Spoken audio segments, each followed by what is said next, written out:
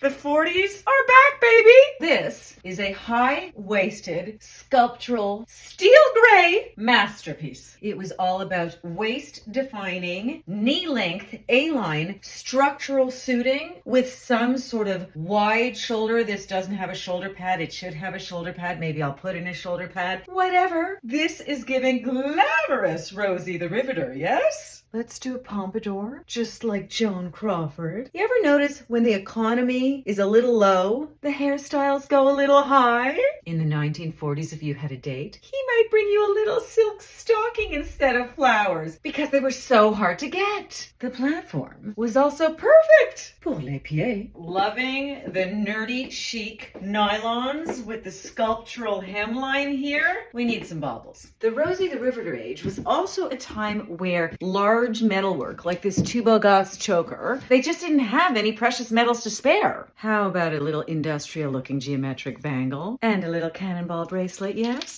Alexa, what's the weather like outside? The current weather is 61 degrees Fahrenheit. It's chilly. How freaking 40s are these shoulders? That's the fabulousness about the 40s. It's so industrial. It's so functional. It's always modern. And I think it's my favorite at the moment.